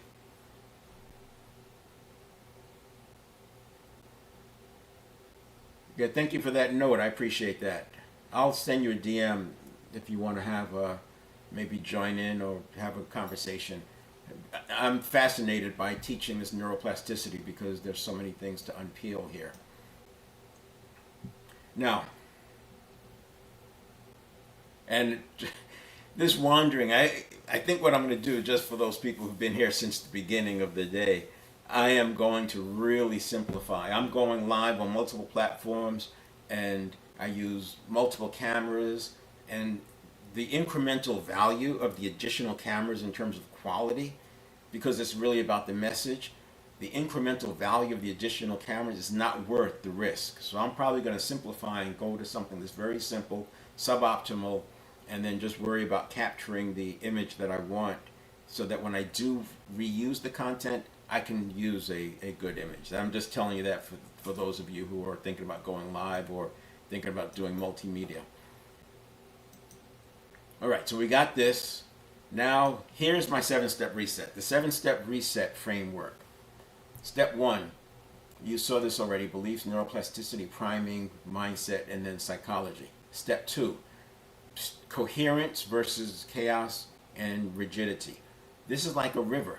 When the river is wide with coherence, you have less chaos and less rigidity. This is from Dan Siegel, Neurobiology of Relationships. If you allow your coherence to go down, your chaos and your rigidity are going to grow. Chaos is like crashing out at the extreme. Rigidity is like fixed mindset. Here's your 7 phases, or the 3 zones of the habit side. It's phases, 7 phases actually, but it's really 3 zones of the first 600 milliseconds, and then there's habits associated with those zones. And then we have step 4, which is your response. Step 5, emotional modulation. Step 6 is action. Step 7 is return to mindfulness, so that we can get back here for step 1 to get into coherence. Here's emotional modulation. I'll spend more time here later, but if you take all your uncomfortable emotions, this is according to Joan Rosenberg, the book is 90 Seconds to a Life You Love, all uncomfortable emotions can be distilled down to these eight types, these eight labels: sadness, shame, helplessness, anger, embarrassment, disappointment, frustration, and vulnerability. They can all be reduced to these 8, and then the idea is to locate it, label it, and learn from it. And by doing so, you're preventing that anxiety to turn into a neurobiological event. Emotion is energy in motion. It processes in about 90 seconds. So we have about 1 to 90 seconds to get this thing processed. And the reason I have it as step 5 is because when you do this work, you're not going to have a lot of emotional hijacking going on. But as part of step 4, with the response, we're going to do a quick check-in to see, do we need to emotionally modulate before we take action? Because we don't want to be taking action in a heightened state of emotion. And that's why I have it as step 5, because we don't always need it. But I also do some automaticity so that we do emotional modulation. This is what I was talking about earlier. That's why I didn't want to get into it, because it wouldn't make as much sense. But We use some in that dynamic regulation and dynamic modulation. We're doing some automated emotional modulation up here because you can make almost anything into a habit. It's almost like macros in Excel or macros in Word. If you can do the steps, you can turn it into a macro. If you can do the steps, you can turn it into a habit. And if you can have it as a habit, we can install it with neuroplasticity. And then there's your step 6. Do it, delay it, delegate it, discard it. And then here's the allostatic neuroplasticity. The best example I have of allostasis is a through hiker. So through hikers are people who go from like Mexico to Canada on a 90-day hike about 3,000 miles. When they start out hikes, they're roughly doing 7, 8, 9 miles depending on their experience per day. If they pace themselves and they do the work right, they've done their homework, they're going to finish that hike doing 30 miles a day, sometimes for as much as 10 days in a row. Imagine that. 30, that's like 10, that's more than 10 marathons 10 days in a row, or a marathon 10 days in every day, 10 days in a row. That's allostasis. And if you look at them at the before and after, they might look slightly different, but it's not like they lost 30% of their weight. They didn't gain X amount of muscle. They still look pretty much like they did before, maybe a little more toned, but not like 7 miles a day to 30 miles a day different. And that's because it's not the muscle, it's the signal. And allostasis is a way of using neuroplasticity to get stability at the upward trajectory. And it does so by constantly letting the brain know that it has to generate more neurotransmitter. The additional neurotransmitter, it's hard for the brain because it's metabolically expensive, and so the brain wants to be efficient. But you can, the same way a trainer will switch up the routines so people don't hit that plateau. The plateau is like homeostasis, and by switching up the routines, you keep the client climbing. That's allostasis. The same way athletes drill until the right move is automatic under pressure. Leaders and professionals can rewire the first half second of a stimulus reaction response cycle. When pressure hits, you want your best response to fire first, not the old default. So these are the things that we condition in. And we don't need to add skills, we need to install stability. And by adding the stability, we have more access to the best version of ourselves because we're not losing it in chaos and rigidity. Homeostatic coaching gets you back to normal. Allostatic coaching creates a new trajectory. And part of that allostatic coaching involves in making sure we're running laps around the 7, 1, and 2. Return to mindfulness from the last stimulus reaction response cycle, leveraging the fundamentals and the levers, using it as a dashboard, checking our coherence, and getting back there every single time. This is so important. And then if you look at steps 3, 4, 5, 6, that's just life. That's just one foot in front of the other, widgets in, widgets out. Step 3 is stimulus reaction response. Then you got your responses, stimulus reaction. Then 4 is your response. 5 is the emotional modulation if you need it. 6 is the action you're going to take. That is the inside. These are the skills. We've trained for this. We know how to do that. The big work is back to mindfulness, ready for the next stimulus. So I'm in coherence or high coherence. And then you execute again. And because this is happening 30,000 times a day, it makes sense that you're good at getting back to coherence. And here's the 4th pillar, performance hygiene. This is the one where I was talking about forgiveness, but there's other things. Nutrition, reducing oxidative waste with your diet. The less oxidative waste, the less inflammation you're going to have. Hydration. Remember, the brain gets its nutrients and oxygen from the blood. If you have thick blood, i.e. dehydrated, the brain, it takes more work to get the blood and nutrients and oxygen to the brain. Forgiveness, I talked about that a little bit, right? Closed doors to random triggers. We're going to use forgiveness to literally work through those little T's and move them along. So you're using a combination of emotional modulation as you do the forgiveness. So when that emotion comes up, you process it. And when I talk about forgiveness, it's not about morality. It's about performance hygiene. I do not suggest that you expose yourself to more pain and trauma or risk. I'm not suggesting that. You can, but when I say forgiveness, I'm talking about for you. There's too many people that they've traced cancer back to carrying resentment around.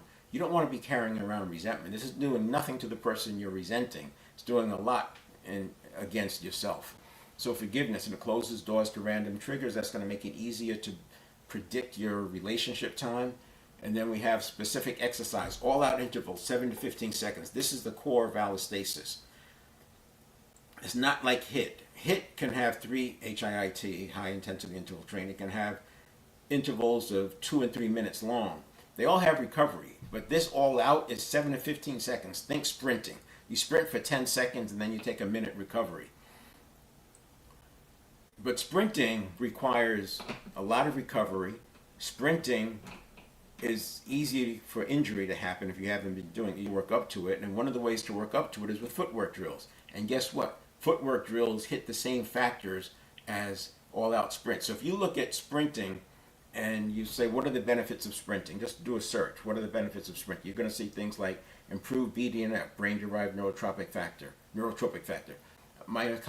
Mitochondria like the organs and cells. You got 50 trillion cells. Imagine if all those organs are better, 10 or 15% better. Anti-inflammation. So literally, even doing this hard work reduces your inflammation. Increases testosterone for men, estrogen for women after menopause. AMPK improves your metabolic efficiency. Proprioception, placing your limbs. So, you see somebody who's a little bit older and they take a step and they stumble a little bit. It's like that stumbling can last for, like a whole minute.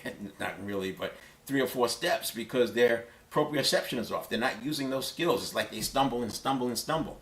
Whereas you have an athlete, they take a bad step and boom, they catch themselves right away. So by doing sprinting and footwork drills, hitting these 7 factors, you're improving that.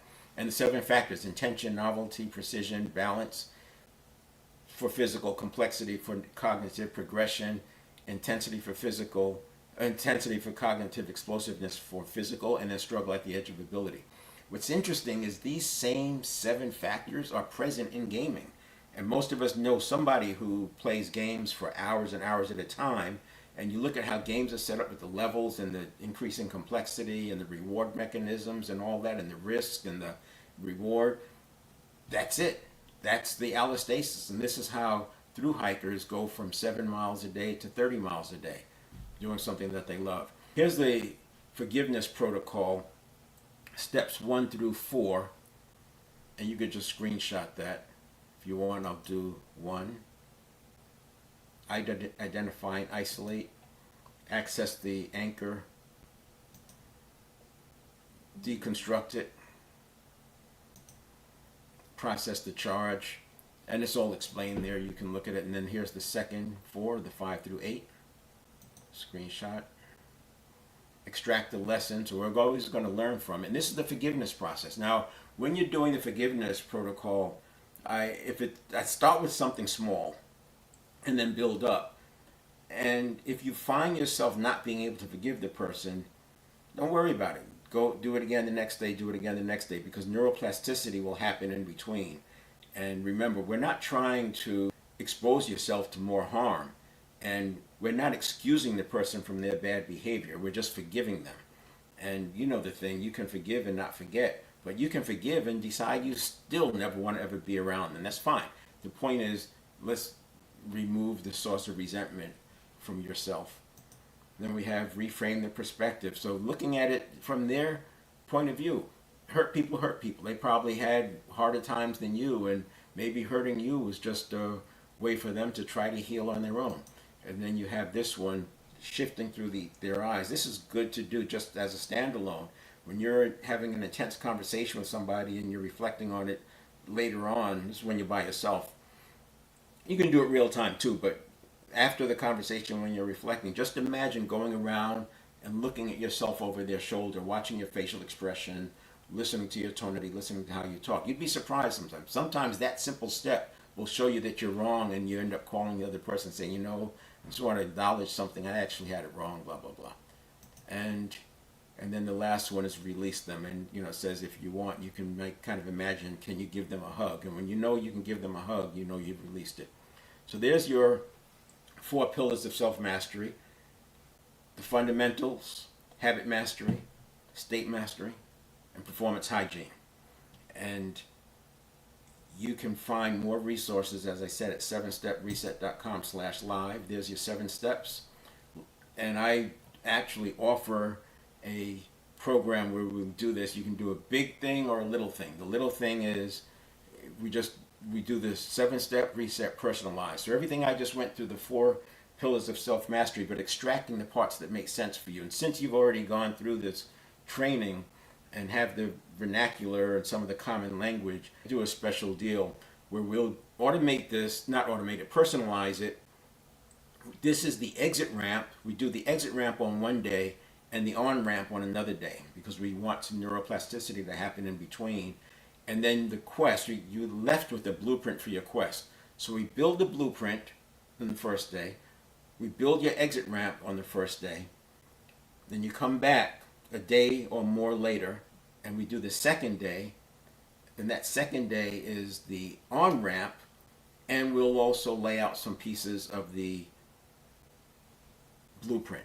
And we can do that for $99.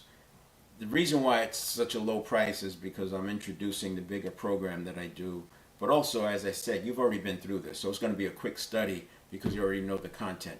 But yeah, just use 7stepreset.com/reset. So the live is where you go for resources.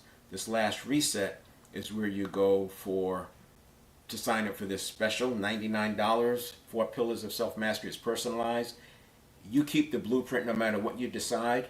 If after the first session you feel like it's not for you, you want to change your mind, you get your money back. I don't want your money if this is not going to be something you do. If you go through the second day, not only do you keep the blueprint, but you also maintain access to the library. So you will get access to the library, and that library has over 90 videos, blogs, articles, and I'm working right now through, because most of the videos are 30 to 45 minutes long, so I'm working through now creating a summary and a table of contents for them so it's easy to find. But the reason I have that library is so I don't have to send people to a book. I've done a lot of research, read a lot of books, hundreds of books. So rather than recommend books so that people can get 3 pages worth of information, I can just direct them to a video in the library.